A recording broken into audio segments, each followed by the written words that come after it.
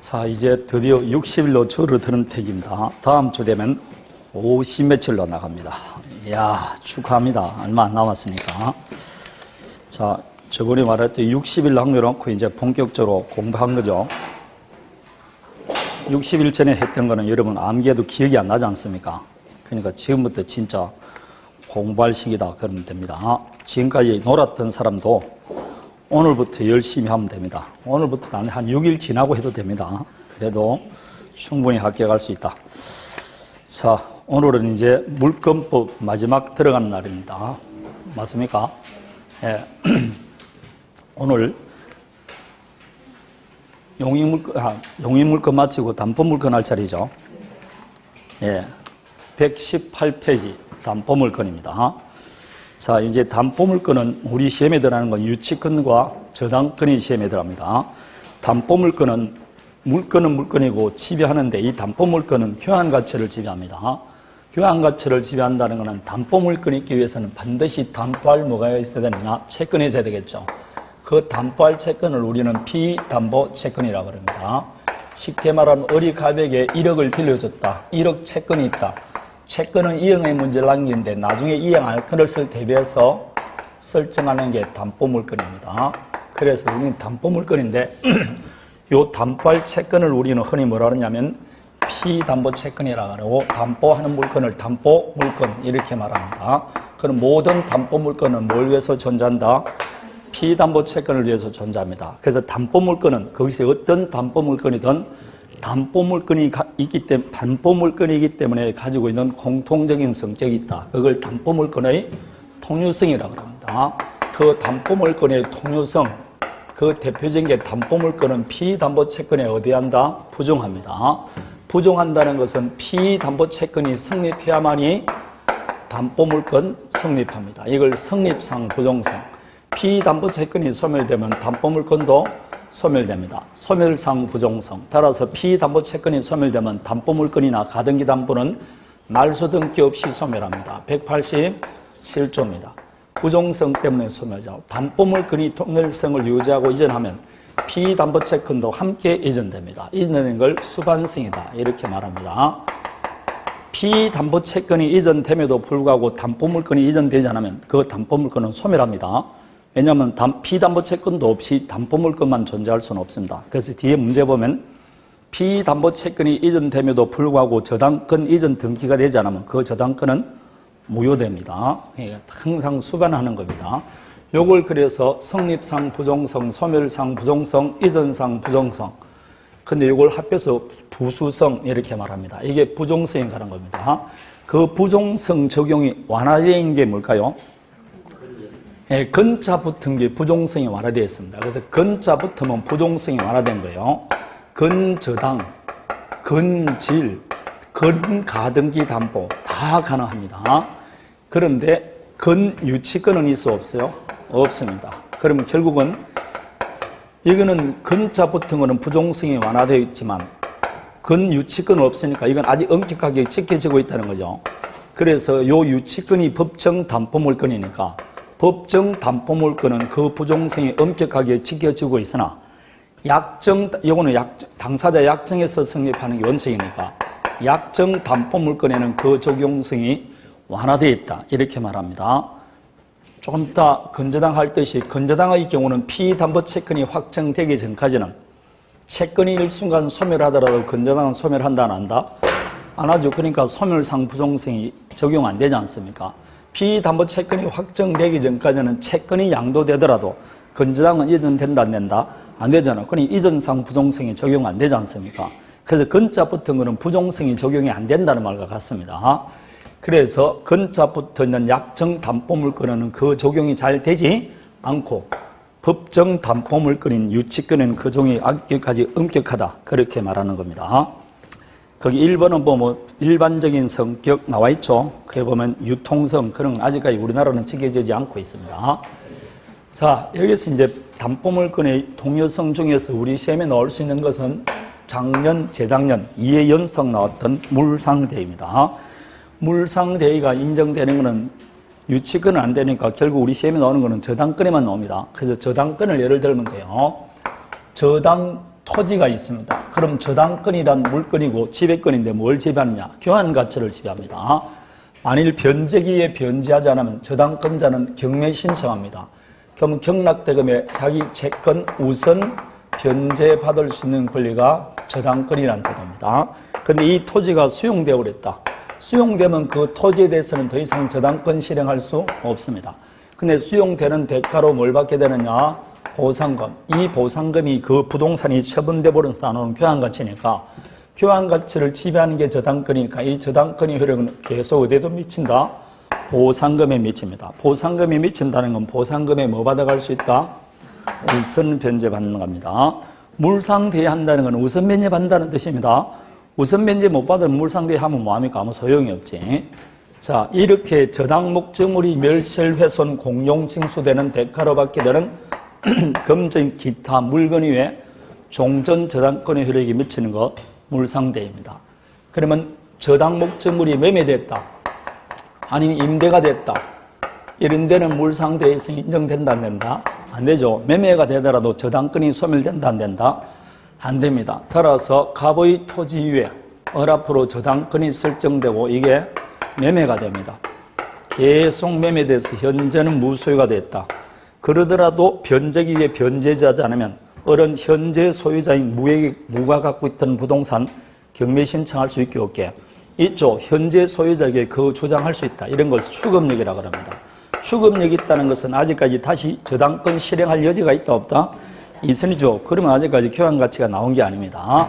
따라서 매매대금 차임에는 인정되지 않는다는 거 단답형으로 외우셔야 됩니다. 매매대금이나 차임에는 인정되지 않는다. 다음에 이 경우 수용되더라도 보상금을 저당권자에게 지급하는 건 아니죠. 따라서 이 을이 우선 변제받기 위해서는 채무자 일반 재산과 보상금을 분리해줘야 된다.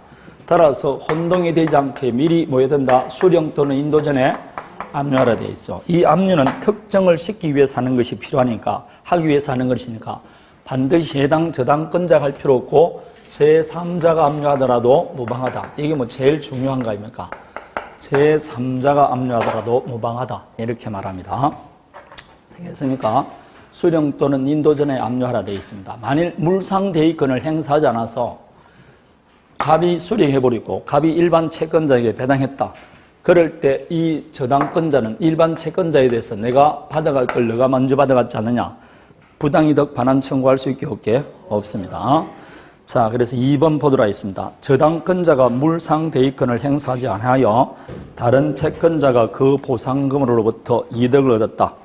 저당권자는 이를 부당이득 반환 청구할 수 있게 없게? 없습니다. 아니 된다. 그런데 여기에서 이제 외진 게 있습니다. 갑이 지금 채무자예요. 을이 채권자입니다.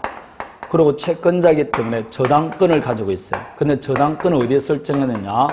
병의 건물에 저당권 설정했습니다. 이런 사람은 물상 보증인이라고 합니다. 자, 이 사람이 건물 소유자입니다.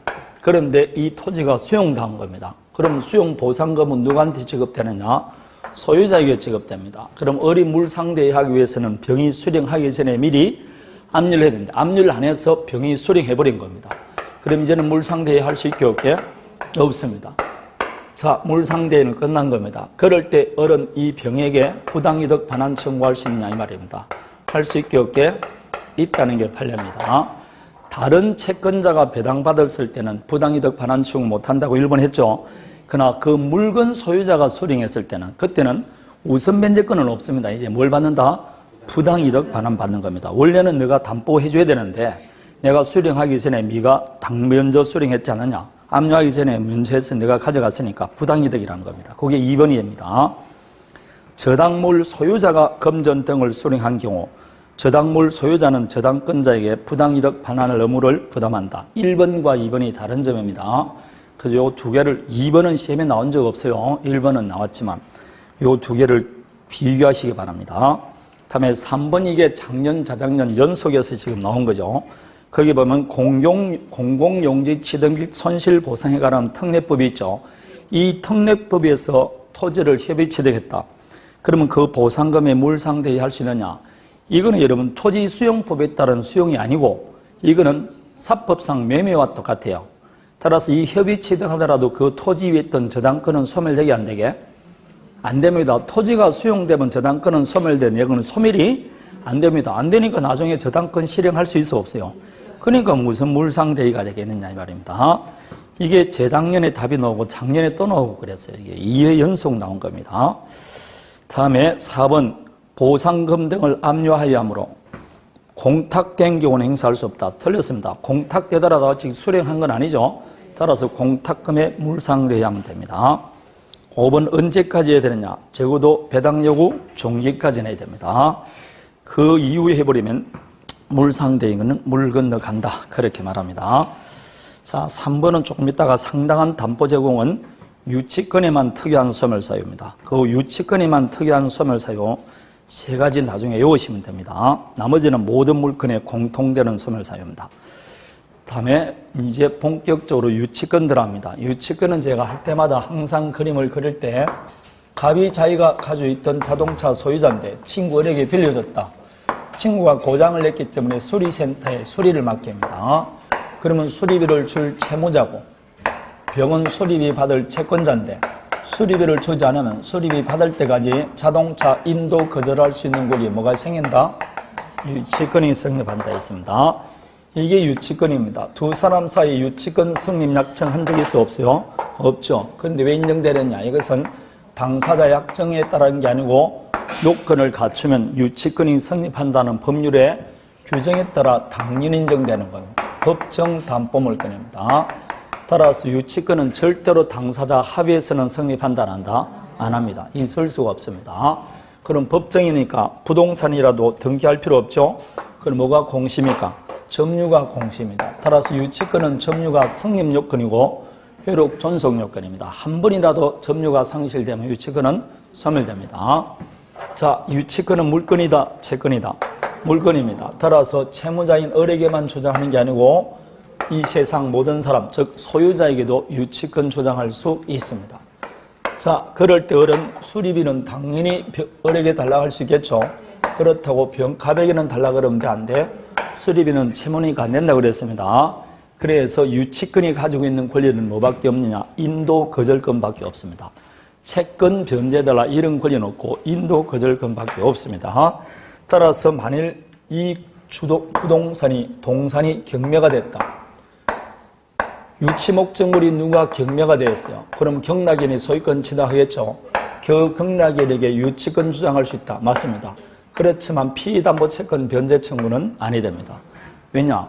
인도 거절권밖에 없기 때문에 그랬습니다. 요게 유치권입니다. 요거는 이제 부동산을 엔들하고 동산을 예를 들었는데 갑이 건물을 을에게 임대를 해줬어요. 그 임차인의 건물을 점유하다가 파손이 됐기 때문에 수리를 합니다. 그럼 공사업자하고 토목계약할 수 있어 없어요? 있죠. 그럼 여기 뭘 봐 있습니까? 공사비가 있는 거죠. 공사비 채무자는 을입니다. 이 건물 소유자는 누구다? 갑이죠. 그런 이 공사비 받을까지 뭐 할 수 있다? 유치권. 그럼 여기도 부동산 아닙니까? 그럼 유치 목적물이 반드시 채무자 소유 안 한다 그래 맞아 틀려요? 틀리죠. 채무자 소유가 아니지 않습니까? 채무자는 을이고 소유자는 갑이다 이 말입니다. 그래서 유치 목적물은 반드시 채무자 소유 안 한다 그러면 틀리는 겁니다. 이게 유치권입니다. 이것도 담보물권인데 유치권에는 뭐가 없다? 물상대의가 없습니다. 그럼 여기서 왜 이 물상대의를 인정해 주느냐? 물상대의를 인정하는 이유는 저당권자가 뭘 가지기 때문에 따라서 우선 변제권이 없는 담보물권에는 유치권을 인정해 줄 필요 있어 없어요? 없습니다. 따라서 물상대의는 우선 변제권이 있는 담보물권에 인정되는데 유치권에는 뭐가 없다고? 우선 변제권이 없습니다. 그래서 담보물권 중에서 유치권은 뭐가 없다? 우선 변제권 없습니다. 그래서 다른 통유성은 다 갖고 있습니다. 부종성, 수반성, 불가분성 다 있는데 뭐가 없다고? 물상대의가 없습니다. 그래서 4번 문제를 보면 물상대의가 인정되지 않는다. 맞습니다. 다음에 3번을 보면 유치권은 채무자 이외에 제3자 소유물에도 성립할 수 있다. 방금 제가 했던 겁니다. 다음에 2번하고 이제 4번이 문제되는데 그러면 유치권은 법정 담보물권이니까 당연히 성립 요건이 중요합니다. 여기서 이제 채권이 있으면 모두 다 유치권 행사할 수 있냐? 아니죠.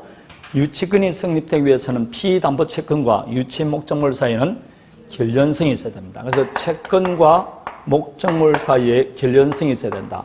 이 결련성이 인정되는 게 어떠냐? 이론은 많지만 시험에는 그런 거 필요 없고 인정되느냐 안 되느냐 그것만 나옵니다. 그래서 여러분 요약집에도 인정되는 거 안 되는 거 나오는데 그게 박스에 안 되는 걸 몇 박스에 나왔을 겁니다. 102페이지인가? 105페이지입니까? 105페이지 나옵니다. 그게. 따라서 지금부터 한번 봅니다. 시험에 제일 많이 나왔던 게 보증금, 두 번째 나왔던 게 권리금, 세 번째 나왔던 게 부속물 매수 청구입니다. 부속물 매수 청구나 보증금은 동시행입니다. 그래서 동시양변권이 인정되는 것과 유치권이 인정되는 것은 다르니까 기억하셔야 됩니다. 다음에 임대인의 채무불능으로 인한 손해배상입니다. 여러분 임대인이 임차 목적물을 용도에 맞게 제공 안 했습니다. 시설을 미비하기 때문에 임차인이 사용을 못했어요. 사용 못함에 따라 발생된 손해배상입니다. 이거는 임대인의 채무불능으로 발생됐지 임차 목적물에서 발생된 게 아니지 않습니까? 그래서 항상 사람의 행위, 채무불행이나 불법행위에 의한 손해배상은 유치권 인정되지 않습니다.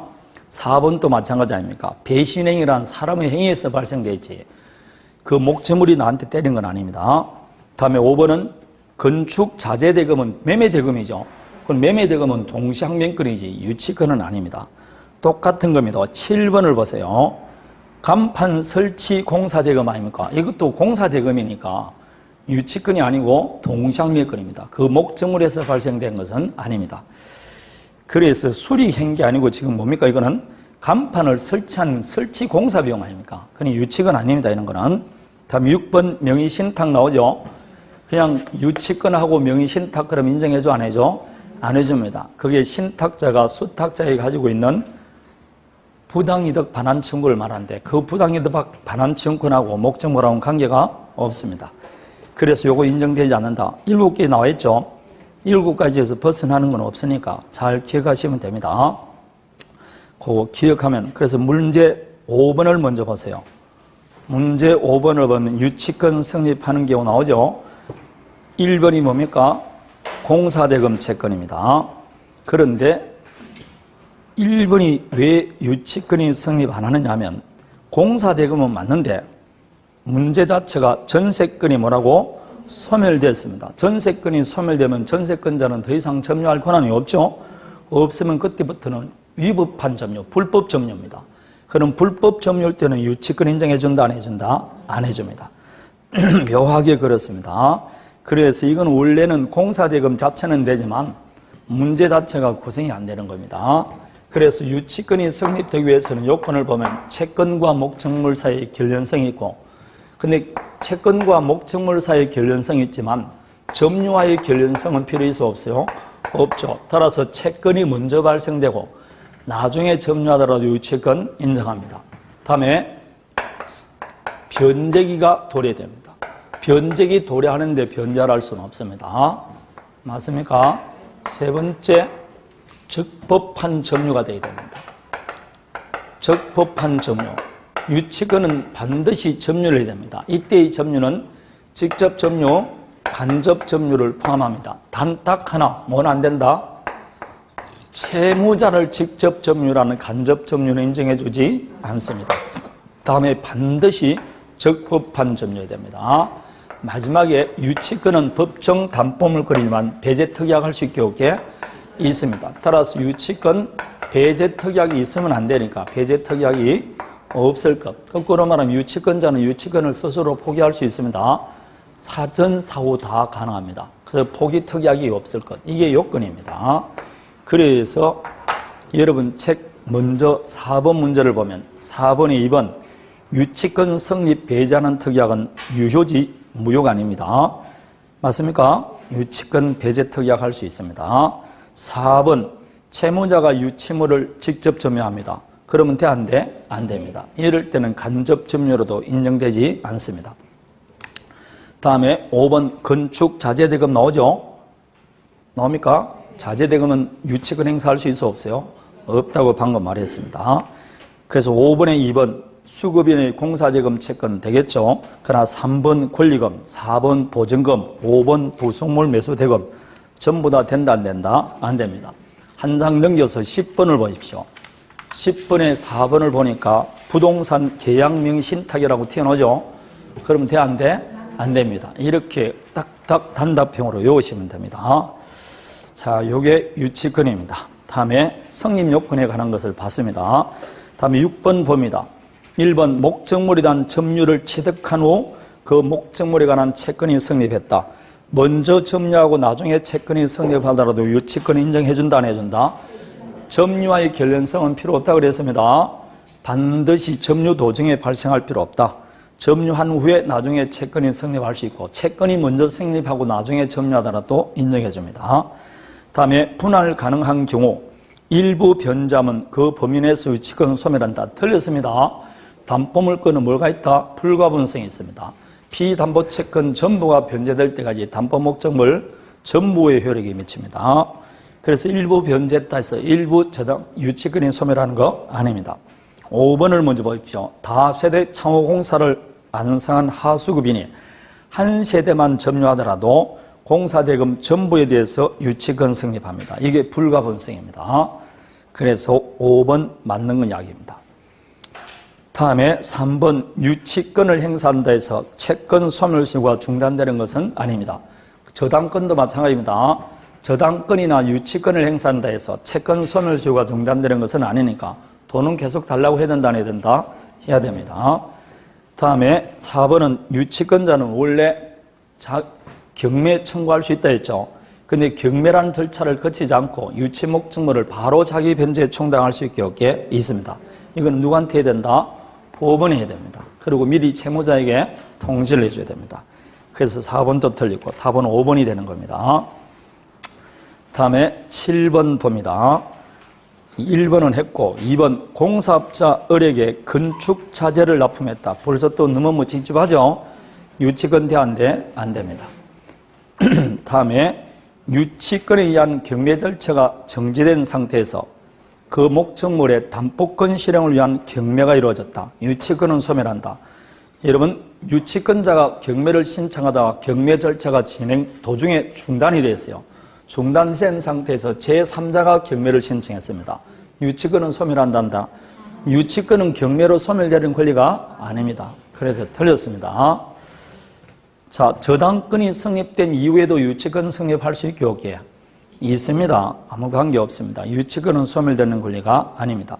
4번입니다. 유치권자로부터 유치물을 유치한 방법으로 점유를 위탁받은 사람도 반환 거부할 수 있다. 맞습니다. 예컨대 자동차를 수리했다. 그럼 유치권자가 유치합니다. 근데 이 물건은 자기 물건이니까 타인 물건이니까 타인 물건이기 때문에 유치권자에게는 무슨 의무가 있다? 선관주의 의무가 있습니다. 자, 그러면 요약집 106페이지를 펴보십시오. 후다닥 읽어보면 유치권자의 효력이라고 나와 있죠. 효력병에 유치권이 갖고 있는 효력, 가장 큰 게 인도 거절권입니다. 그런데 수리비도 주지 않고 자동차를 돌려달라고 소를 제기했어요. 그래서 피고가 나에게 유치권이 있다고 항변했습니다. 그러면 원고 패소입니까? 원고 일부 성소는 합니까? 그렇죠. 원고 일부 성소 판결인 상환 이행 판결. 뭐하고 똑같습니까? 동시이행매권하고 같습니다. 그래서 동시이행을 소송에서는 상환이행이라고 그래요. 그래서 상환을 뭐로 고치면 된다? 동시라고 고치면 이해하기 쉽지 않습니까? 그래서 수리비를 받는 것과 동시에 자동차 돌려줘라. 이렇게 판결하는 겁니다. 어느 한쪽이 먼저 하는 건 안 맞지 않습니까? 그래서 공평의 원칙상 상환이행 판결이 나옵니다. 다음에 유치권자에게도 경매 신청권 아까 있다고 그랬습니다. 다만 이거는 우선 변제는 받을 수 없어요. 없으니까 환가를 위한 경매입니다. 그리고 오른쪽 2번 나와 있듯이 유치권자가 아닌 제3자가 경매할 경우 유치권은 소멸한다, 안 한다? 안 합니다. 다만 경락인에게 유치권, 즉 인도 거절할 수 있을 뿐이지 피담보채권 변제 청구할 수는 없다. 되어 있을 겁니다. 다음에 간이변제 충당, 그게 왼쪽 322조 2항에 나와 있습니다. 간이변제 충당은 어디에 청구한다 그랬죠, 방금? 법원에 청구한다 그랬습니다. 그럴 때 미리 채무자에게 뭘 해줘야 된다? 통지를 해줘야 됩니다. 통지. 다음에 과실을 수취해서 자기 변제 우선 충당할 수 있다. 다음에 밑에 2번을 먼저 보세요. 유치권자의 의무되어 있죠. 유치권자는 자기 물건이 아니니까 선관주의하라고 그랬습니다. 선량한 관리자의 주의로서 목적물을 점유해야 된다. 324조의 2항은 항상 나옵니다. 안 나온 적이 없는 문장입니다. 유치권자는 채무자 승낙 없이 유치물을 사용되어 또는 담보하지 못한다. 이를 위반했다. 즉시 소멸 청구할 수 있습니다. 다만 보존에 필요한 범위 내에서는 사용할 수 있다. 요거는 반드시 암기하셔야 됩니다. 100% 나오니까. 그래서 그 위에 4번을 보니까 보존에 필요한 사용을 할 수 있다 되어 있죠. 그러나 보존에 필요한 사용이라도 사용이익은 부당이득으로 반환이 됩니다. 그래서 2번을 보니까 주택은 스스로 거주해서 사용하는 게 보존행위라고 그랬어요. 맞습니까? 주택은 거주하는 게 보존행위입니다. 그래도 사용이익은 부당이득으로 반환해 줘야 됩니다. 그게 위에 나와 있지 않습니까? 네, 그 이야기입니다. 다음에 뒤에 이쪽에 나온 거 한 장 108페이지 보십시오. 유치권 행사는 소멸시효 진행에 영향을 미치지 않는다 되어 있죠. 이 말은 유치권을 행사하는 데서 소멸시효가 중단되는 것은 아니고 계속 진행된다 이 뜻입니다. 다음에 유치권에만 특유한 소멸사유 제가 세 가지에 있다 했죠. 방금 채무자 승낙 없이 대여 담보하지 말라 그랬죠. 그걸 위반했을 때 소멸 청구할 때. 다음에 다른 담보를 제공하고 유치권 소멸 청구할 수 있습니다. 타 담보 제공으로 인한 유치권 소멸. 다음에 마지막 점유가 상실되는 거. 요 세 가지는 어디에만 있는 것이다? 유치권에만 있는 특유한 소멸사유입니다. 유치권에만 있는 특유한 소멸사유입니다. 그래서 8번 다시 봅니다. 8번에 1번 제가 항상 시험에 나온다 했죠. 대여 담보하지 못한다고 되어 있습니다. 했습니까? 내가 7번 하다가 했습니까? 7번에 지금 4번 하다가 그랬네. 자, 7번에 4번입니다. 그럼 유치권자는 유치 목적물을 선관주의로서 보관해야 됩니다. 근데 수리센터에 자동차를 두면 보관이 안 좋을 수 있겠죠? 공사하다가 다칠 수 있으니까. 이걸 수리센터 보관소에 위탁할 수 있습니까? 없습니까? 보관소에 위탁했어요. 그런데 소유자가 내가 자동차 소유자니까 돌려달라 할 때 이 정은 점유할 정당한 권한이 있음을 들어서 인도 거절할 수 있게 없게 있습니다. 위탁하면 여기 사람이 직접 점유자, 여기는 뭐라고? 간접 점유자 아닙니까? 그럼 정은 병의 점유를 승계받았기 때문에 여전히 점유할 권리를 주장할 수 있습니다. 그래서 4번 위탁받은 자는 점유할 권리가 있음을 들어 소유자의 반환을 거부할 수 있다. 그렇게 말합니다. 건축, 신축 공사를 도급받은 수급인이 건물이 되지 못한 청착물을 토지에 설치한 상태에서 공사가 중단됐어요. 자, 건물의 토지에 도급 계약을 했어요. 건물 신축을 위한. 근데 수급인의 노력과 비용으로 건물을 신축했는데 건물이 완성되기 전에 공사가 뭐 됐다? 중단이 됐어요. 그러면 건물입니까? 아닙니까?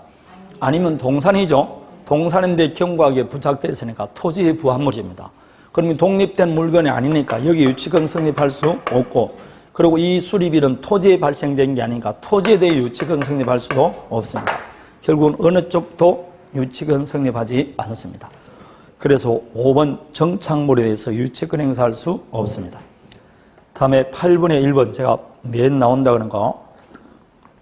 선량한 관리자의 수로 주의로서 점유해야 되고 승낙 없이는 사용되어 담보하지 못한다라고 되어 있습니다. 다음에 2번처럼 선관주의 의무를 위반하면 유치권 소멸 청구할 수 있다. 3번 유치권을 행사하는 자가 스스로 주택에 거주하는 것 필요한 사용이라 할 수 보존에 필요한 사용이라 했습니다. 주택은 거주하는 게 보존 행위입니다. 4번 그런데 보존에 필요한 사용이라도 사용이익은 부당이득으로 반환해 줘야 됩니다. 다음에 5번은 너무 어려운 것인데 유치권의 피담보채권 소멸세가 확정 판결 등에서 10년으로 연장됐다. 그럼 유치권 성립된 부동산 매수인은 종전 단기 소멸시효 경우를 운용할 수 없다. 이제 무슨 뜻인가 하면 우리가 채권 소멸시효는 우리가 보통 몇 년이라고 그럽니까? 10년이 했죠. 이게 원칙인데 그런데 단기 소멸 사유가 있어요. 1년 만에 소멸되는 것도 있고 3년짜리도 있고 5년짜리도 있습니다. 예컨대 내가 하숙비를 떼먹었다. 하숙비는 소멸시효가 1년입니다. 따라서 1년간만 도망 다니면 뭐라고? 하숙비 안 줘도 됩니다. 그게 단기 소멸 사유가 있어요. 우리 강사들 같은 경우도 3년짜리입니다. 의사들은 5년짜리고. 이렇게 다 틀립니다, 이게. 그런데 이 단기 소멸 사유로 할지라도 뭘 딱 받으면 돈을 달라고 판결을 딱 받죠? 그럼 몇 년으로 연장된다?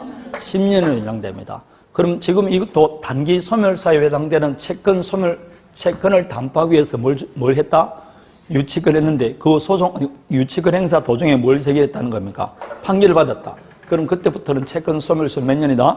10년으로 연장됩니다. 그럴 때는 단기 소멸 사유 이제 주장하면 돼, 안 돼? 안 된다. 그 이야기입니다.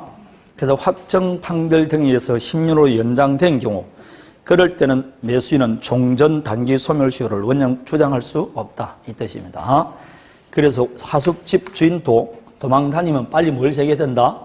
소를 제기됩니다. 소 제기하면 10년으로 연장되는 겁니다. 모든 단기 소멸 사유는 소를 받아야 됩니다. 그 이야기입니다. 왜 그렇게 단기 소멸 사유 하는지 모릅니다. 하숙비는 빨리 떼모도 된다는 겁니까? 강사료도 뭐라고 그렇게 짧게 해놨고 변호사는 5년고 그랬습니다. 지들은 5년간 받을 수 있고 우리는 1년간이고 죽으려고 그렇다는 겁니다. 자, 다음에 10번입니다. 10번에 1번 당사자 합의로 유치권 절대 안 됩니다. 다음에 2번 점유를 침탈당한 유치권자. 자, 유치권자에게 없는 권리가 두 가지가 있죠. 방금 말하던 물상대의성 없고 두 번째 물권적 청구권이 없습니다. 따라서 유치 목적물이 침탈당하더라도 유치권에 관해서는 물권적 청구권 행사할 수 없습니다. 그러나 유치권이 성립한다는 그 자체는 항상 목적물을 뭐하고 있다?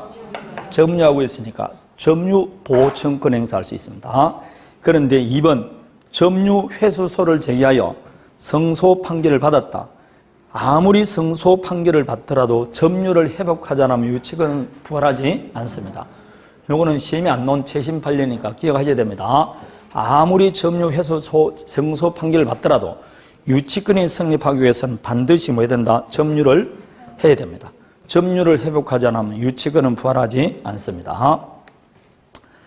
다음에 신축공사 수급인이 사회 통념상 건물이라고 볼 수 없는 정착물에 대해서도 유치권 취득할 수 있다. 조금 전에 우리가 했잖아. 안 된다고 그랬습니다. 4번은 아까 했었죠. 5번은 물상대의 안 된다고 그랬습니다. 다음에 11번, 12번은 같은 문제니까 12번을 보도록 하겠습니다. 갑소유 X 건물을 임차열이 병과 도급 계약 체결하고 건물 수리하고 그 가치가 증가했다 되어 있습니다. 자, 여기죠. 갑의 건물을 을이 뭐 했다고? 임차했습니다. 그런데 병과 무슨 계약했다? 도급 계약에서 공사비가 발생됐어요. 그럼 이 경우 채무자는 누구고? 을, 소유자는 갑입니다. 그럼 이 병은 유치권은 누구한테 주장할 수 있지만 갑에게, 그러나 공사비를 갑에게 달라 할 수는 없다. 위에 가고 똑같습니다. 자, 그래서 병이 X 건물을 수리하던 중 정이 무단으로 건물에 침입한 경우 을은 정을 상대로 점유권에 의한 방해배제 청구할 수 없다. 이 을은 지금 채무자, 임차인이죠. 임차인은 원래 임차권 자체에 대해서는 물권적 청구를 행사할 수 있게 없게 없습니다. 대항력 없으면, 대항력 있으면 모를까? 대항력 없으면 없습니다. 임차권은 물권이 아니고 채권입니다. 그렇지만 임차권자가 목적물을 뭐하고 있으면, 점유하고 있으면 점유권에 관해서는 권리 행사할 수 있게 없게. 따라서 무단 침입한 경우 을은 정을 상대로 점유권 근거에서는 방해배제 청구할 수 있다라고 말이 됩니다. 니은 병이 갑을 상대로 수리비 부당이득 반환 청구할 수 있게 없게? 없습니다. 병은 누구한테 돈 달라고 그래야 된다? 을에게 해야 됩니다. 그럴 때 병이 스티거처럼 203조를 주장해서 비용 청구하면 돼, 안 돼? 제가 203조는 점유할 정당 권한이 없는 자가 점유하면서 비용을 지출했을 대항이고 지상권자, 전세권자, 임차권자, 유치권자 등 점유할 정당 권한인 자에게는 적용되지 않는다고 그랬습니다.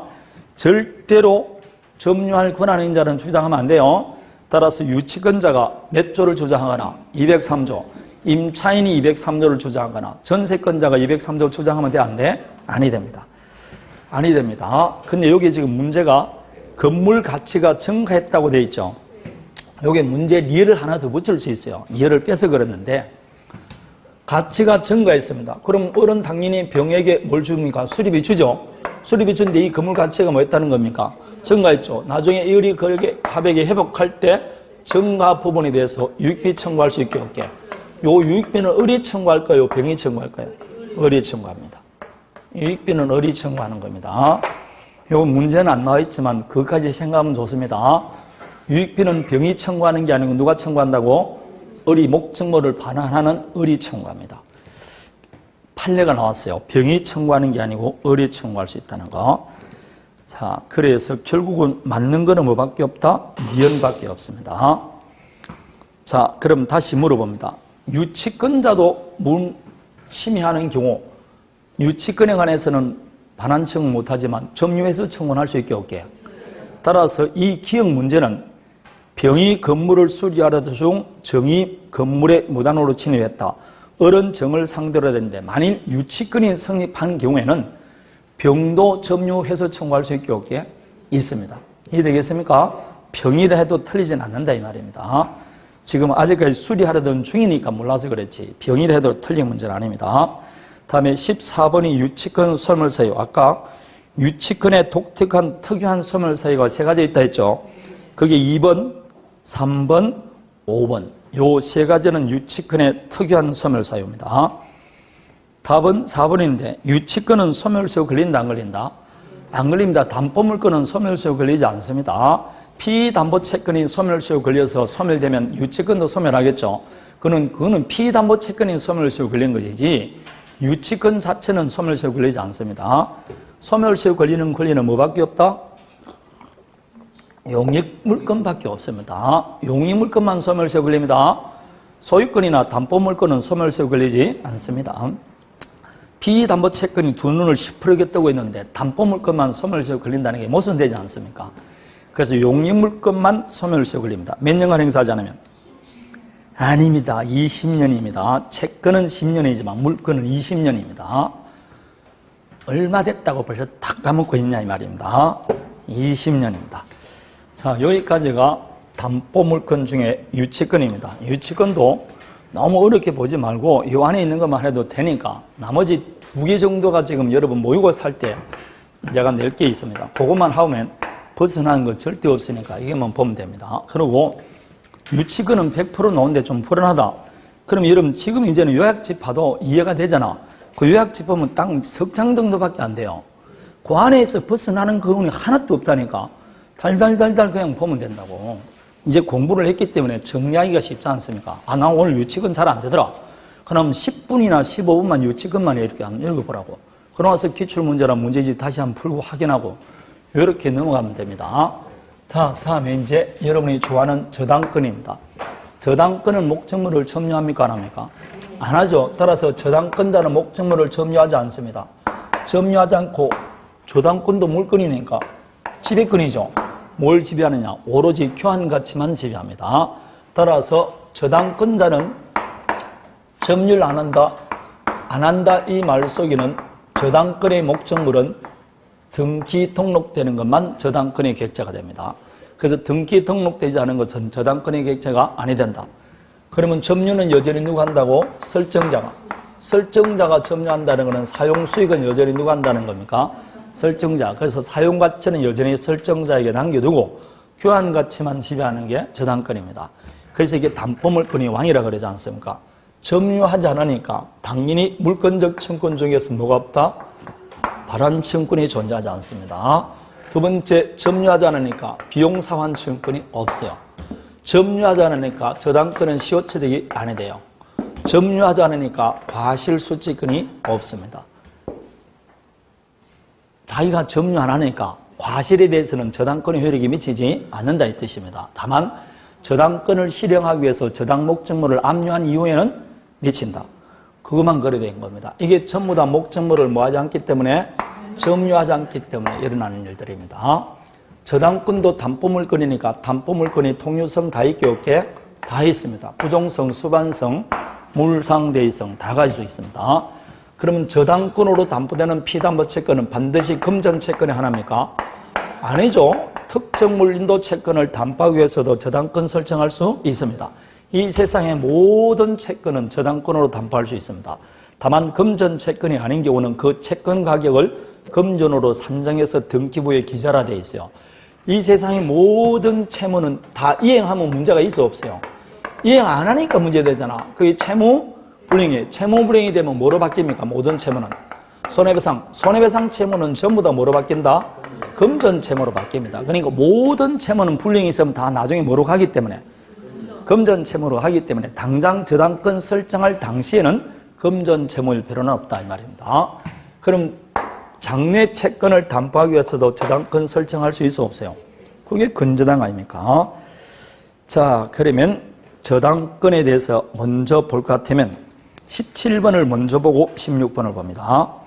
유효한 등기로 인정될 수 없는 것 되어 있을 겁니다. 17번 맞습니까? 자, 그러면 매수인이 소유권 이전 등기를 마치지 않은 상태에서 매도인인 소유자의 승낙을 해 매수한 부동산을 제3자에게 담보로 하고 제공하고 당사자 사이의 합의로 매수인 대신 매도인을 채무자로 한 저당권 등기라 되어 있습니다. 아주 어렵습니다. 결국 보니까 인정될 수 있다 되어 있죠. 자, 그러면 요게 좀 어려우면 먼저 니은을 보십시오. 채권자, 채무자, 제3자 합의에 따라 제3자 명의로 저당권 등기. 제가 채권자, 채무자, 제3자 합의가 있으면 담보물건은 제3자 명의로 등기해도 된다 했죠. 그래서 저번 주에 했던 전세권 등기도 되고 저당권 등기도 나왔고 가등기 담보에도 나왔다고 그랬습니다. 합의하면 제3자 명의로 저당권 등기할 수 있습니다. 다음에 이것을 보십시오. 채무자가 그 소유 부동산을 담보로 제공하면서 채무자가 아닌 제3자를 채무자로 경계된 등기되어 있습니다. 지금 결국은 등기를 누가 앞으로 했다는 겁니까? 제3자로 했다는 거죠. 채무자를 제3자란 등기는 돼 안 돼? 제가 안 된다 했습니다. 이 등기가 만약 인정되면 채무자는 전부 다 제가 이건희로 기록한다고 그랬잖아요. 등기를 제3자 명의로 하는 거는 괜찮아요. 그렇지만 채무자를 제3자 명의로 하면 돼 안 돼? 안 돼. 그건 안 되는 겁니다. 그래서 원칙적으로 디귿 이 등기는 무효한 등기입니다. 니은과 디귿을 비교하셔야 됩니다. 니은과 디귿 제3자를 채무자는 겁니다. 다음에 기억이 이제 외적인 케이스인데 갑이 지금 아파트가 있어요. 이걸 을에게 매매를 합니다. 근데 아직까지 등기는 하기 전에요. 그런데 매매대금이 이 부동산 금액이 3억입니다. 그런데 매수인이 자기가 돈은 사실상 2억밖에 없어요. 그러면 1억을 은행에서 뭘 받아야 된다? 융자를 받으려고 합니다. 그러면 은행에서 융자 받는 사람은 누굽니까? 을이죠. 그러면 A은행과 융자 계약을 하잖아요. 근데 아직까지 뭘 안 하고 있다? 등기를 안 하고 있어요. 그럼 등기를 안 하고 있으면 이 사람이 지금 채무자라 해가지고는 은행에서 담보 잡을 게 없잖아. 그럼 원래는 이 을이 채무자고 갑의 부동산에 저당권 설정해주면 물상보증인이 될 거 아닙니까? 그런데 A은행과 갑을 간에 어떻게 하느냐면 채무자는 누가 채무자지만 을이 채무자만 형식상 채무자를 누구로 쓴다? 갑을 채무자로 합니다. 되겠습니까? 그러면서 저당권 이 건물에 뭘 설정한다고? 저당권을 설정합니다. 그럼 이 사람은 억울하지 않느냐? 그게 아니고 요 경우 채무를 하고 나서 1억 융자 받았겠죠? 융자 받고 당시에 뭐라고? 갑에게 돈을 줍니다. 그러고 나서 소유권 이전 등기하겠죠? 하고 나서 이 저당권 등기를 그대로 뭐 한다고? 인수를 합니다. 그럼 결국 채무자는 누가 된다고? 이 을의 채무를 인수한 꼴이 되니까 결국 을이 부담하잖아. 이렇게 방식을 취합니다. 그래야만이 은행이 안심할 수 있으니까 형식상 결국 채무자는 갑으로 형식상 채무자가 되어 있지만 누가 갚아줘야 된다고? 을이 갚아줘야 됩니다. 왜냐하면 매수함과 동시에 채무를 인수해서 인수 등기를 하니까 그렇습니다. 그래서 보십시오. 매수인이 소유권 이전 등기를 마치지 않는 상태에서 매도인인 소유자의 승낙을 해 매수한 부동산을 제3자에게 뭘 제공하고 담보로 정하고 당사자 사이의 합의로 매수인 대신 누구를? 매도인을 채무자로서 저당권 등기한다니까 이런 건 실사에 엄청 많습니다. 이 등기는 유효다 무효다? 유효니까 실사에만 한 게 했지. 안 그러면 등기 무효가 되는데 할 수 있겠습니까? 형식상은 누구를 채무자로 하지만 매도인을 채무자로 내면 실질상 채무자는 누구다? 매수인이 채무자가 됩니다. 이렇게 하기로 합의된 경우에는 유효입니다. 그럼 이것처럼 원칙적으로 아무것도 아닌 제3자를 채무자로 등기는 무효했죠. 그 외가 뭐라고? 기억이에요. 이해되겠습니까? 이런 등기는 유용하다 되어 있습니다. 그런데 기억이 외가 있지만 시험에 나오는 건 니은과 디귿이라고 보면 됩니다. 니은과 디귿을 확실히 해서요. 등기는 제3자 명의로 할 수 있다. 그러나 채무자를 제3자 명의로 하는 것은 무효다. 그거 기억하셔야 돼요. 그거 기억하셔야 됩니다. 안 하면 안 돼. 자, 그게 저당권 성립과 관련된 거. 다음에 저당권의 효력인데 효력은 세 가지죠. 피담보채권의 범위. 요거는 360조 있지 않습니까? 지연이자 몇 년분? 1년분. 실행비용 포함된다, 안 된다? 포함됩니다. 실행비용은 등기 안 하더라도 포함돼요. 다음에 저당 목적물의 범위입니다. 저당 목적물의 범위는 어디에 미친다고 되어 있다고? 부합물, 종물에 미친다. 설정 전후를 불문하고 등기 여부를 불문합니다. 다만 강행 규정이다, 임의 규정이다. 부합물, 종물에 미친다는 경우는 강행 규정 아닙니다. 임의 규정입니다. 여러분은 이런 걸 별로 중요 안 하다고 공부를 하는데 훨씬 시험에 많이 나옵니다. 뭐 제3취득자 일괄 경매 그런 것보다는 이런 문제가 훨씬 더 잘 나오니까 완벽하게 기억하세요. 부합물, 종물에 미친다. 전유 부분에 설정된 저당권의 효력은 대지권에 미친다. 그런 걸 잘 기억해야 된다고. 거기보다 이 규정은 강행 규정이 아니고 임의 규정이다. 이런 것들을 기억해야 돼요. 다음에 가장 큰 효력, 우선 변제받을 수 있는 효력. 이게 저당권이 가지고 있는 효력입니다. 자, 그러면 저당 목적물의 범위 16번을 보면 됩니다. 자, 이자는 무제한 담보된다. 맞습니까? 이자는 무제한입니다. 원본 이자는 등기부에 등기합니다.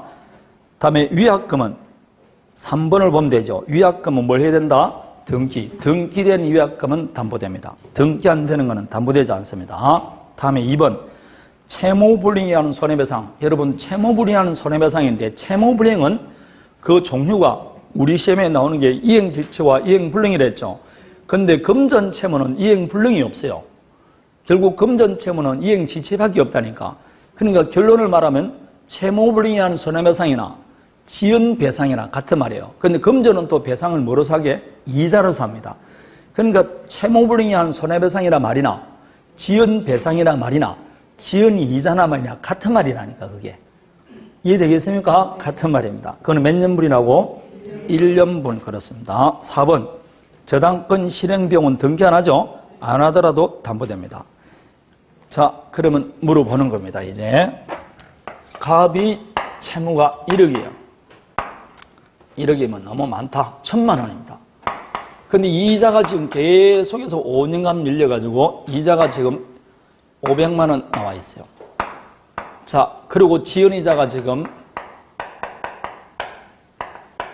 2년분 밀려서 200만 원 나와 있습니다. 자, 채무자 갑은 채권자 을에게 얼마를 변제하면 안 해야 됩니까? 그래야만 저당권 말소 청구할 수 있을 거예요. 예? 원금 1,000만 원, 이자 500, 지연이자 2년분 200만 원. 1,700입니다. 채무자는 언제나 그 전액을 다 변제해야 돼요. 채무자가 지연의 이자 1년분만 변제하고 말소 청구할 것 같으면 돈 갚아줄 사람 누가 있냐고. 1년 이후부터는 안 갚아줘도 되는데 그래서 5번이 나오는 겁니다. 360조 범위는 저당권자의 제3자에 대한 제한이지 채무자나 저당권 설정자는 채권 전액을 변제하만이 말소 청구할 수 있습니다. 근데 만약에 제3취득자가 변제한다. 그럴 때 얼마만 하면 된다고? 지연이자 1년분 1,600만 원 하면 되는 겁니다. 이해되겠습니까? 채무자는 언제나 그 전액을 변제해야 됩니다. 360조는 제3자에 대한 제한일 뿐입니다. 다음에 18번 봅니다. 본격적인 거 이제. 자, 그러면 18번을 보기 전에는 19번부터 먼저 보는 게 좋겠죠. 호텔 각 방실에 시설된 TV, 세탁기, 전화기, 종물이라 할 수 있습니까? 그럼 아파트에 저당권 설정했다 해서 그게 세탁기에도 미칩니까? 안 미치지. 그럼 당연히 그거는 세탁기가 건물이 조물이냐고? 아니죠. 독립된 물건입니다. 따라서 이런 데는 저당권의 효력이 미친다, 안 미친다? 안 미칩니다. 그러니까 그걸 하기 위해서 따로 또 딱지 떼가지고 동산압류를 따로 하지. 안 그러면 왜 동산압류를 따로 안 하겠습니까? 다음에 건물 정축 부분이 본래 건물에 뭐 됐다고? 부합이 됐다. 그럼 부합물이네? 그럼 저당권의 효력이 미치게 안 미치게? 미칩니다. 따라서 경매 절차에서 경매 목적물로 평가되지 아니하였다 할지라도 경락인은 정축되는 부분 소유권 취득합니다. 왜냐? 독립성이 없으면 구성 부분이기 때문에 그렇습니다. 다음에 건물의 저당권이 실행되어 경락인이 소유권을 취득하면 그 건물 소유를 위한 지상권 임차권도 뭐 없이 등기 없이 취득한다. 제가 저번 주에 법정 지상권이 있는 건물을 경락받으면 뭐 할 필요도 없이 등기 없이 지상권도 취득한다 했습니다. 19번은 답이 4번이죠. 뭐 직접 본인이 할 필요 없다고 그랬습니다. 다음에 5번도 했죠. 다른 채권자가 받더라도 부당이득 반환 청구는 아니 된다 했습니다. 다음에 18번을 봅니다. 18번에 보면 1번 거기 보면 주유소 건물에 대한 저당권의 효력은 그 지하에 설정된 유류저장 탱크에 미친다고 되어 있죠. 유류저장 탱크는 뭐라고? 부합물로 봅니다. 그래서 경구하게 부착된 부합물로 보기 때문에 효력이 미친다. 그렇게 말합니다. 다음에 3번을 보십시오. 이게 이제 어렵죠. 자, 피담보 채권 소멸 후 저당권 말소 등기가 격려되기 전에 저당권부 채권 압류 및 전부 명령을 받아서 저당권 이전 등기, 부기 등기를 했습니다. 저당권 취득하느냐? 이거는 부종성 때문에 물어보는 것인데, 부종성 때문에 한번 물어보는 겁니다. 이걸 지우고 한번 해볼게요. 갑의 부동산의 을앞으로 저당권이 설정되었어요. 저당권이 있다는 것은 피담보 채권이 있다는 거죠. 그래서 피담보 채권이 3억입니다. 자, 이렇게 설정돼서 갑이 을에게 변제를 했어요. 변제 등으로 피담보 채권이 어떻게 됐다? 소멸됐어요. 그런데 저당권 말소 등기를 안 한 겁니다. 안 한 사이에 평소에 을에게 돈을 빌려준 병이 가만보니까 이 을이 갑에게 뭘 갖고 있더라? 채권이 있더라. 그 채권에 지금 저당권이 붙어 있어, 안 붙어 있어? 그렇죠. 이걸 저당권부 채권이라고 합니다. 이걸 뭐 해서? 압류를 해서 수신명령 및 전부명령인데 전부명령을 받아서 누가 앞으로 갔다? 병에게 채권이 이전된 겁니다. 그럼 이제 누가 가져간다고? 병이 채권 가져갑니다. 그리고 피담보 채권이 이전되는 거 저당권도 함께 이전됩니다. 보기 등기 받았어요. 자, 그럼 이 병은 저당권 취득하느냐 못하느냐 그 이야기입니다. 할까요 못할까요? 안 됩니다. 피담보 채권이 변제된 것 동시에 저당권은 말소 등기 없이 소멸합니다. 그럼 말소 등기 안 됐지만 이 등기는 무효 등기예요. 근데 이 병은 지금 무효 등기인 줄 모르고 유효 등기인 줄 믿었죠. 등기에 뭐가 없다? 공신력이 없으니까 믿더라도 보호 못 받습니다. 따라서 이건 완전히 헛방한 것에 불과합니다. 그 이야기가 3번 이야기입니다. 자, 2번 봅니다. 저당권자는 다른 채권자가 이미 대할 목적물을 뭐 했다고? 압류했어요. 그럼 다른 사람 압류했으면 다시 압류할 필요 있어 없어요? 없습니다. 별도 압류하지 않더라도 행사할 수 있습니다. 이럴 때는 배당 참가하기만 하면 됩니다. 압류 따로 할 필요 없습니다. 배당할 때 배당 참가하게 되면 내가 먼저 받아갑니다. 예컨대 여기에 저당 목적물에 을이 저당권이 설정되고 병이 저당권이 설정됐어요. 근데 토지가 수용된데 병이 먼저 압류를 했습니다. 그럼 나는 압류할 필요 없죠? 대신 배당할 때 배당 참가해보면 누구한테 먼저 주게? 을에게 먼저 주고 다음 병한테 줍니다. 근데 평소에 돈을 빌려주는 채권자, 일반 채권자가 압류했어요. 일반 채권자는 우선 면제권 없죠? 그래도 을은 땡큐 복잡한 압류 절차를 안 거친데 압류해줬잖아. 배당 참가합니다. 그럼 누구한테 먼저 주고? 다음에 병 주고 다음에 뭐라고? A에게 가는 겁니다. 그냥 배당해준 것과 똑같이 배당해줍니다. 따라서 압류는 누가 하든지 한 사람만 하면 됩니다. 그 외에는 압류할 필요 없고 그냥 배당 참가하기만 하면 됩니다. 다음에 나머지는 다 했던 겁니다. 다음에 21번을 봅니다. 21번 조금 쉬었다 할까요? 네, 쉬었다 합니다.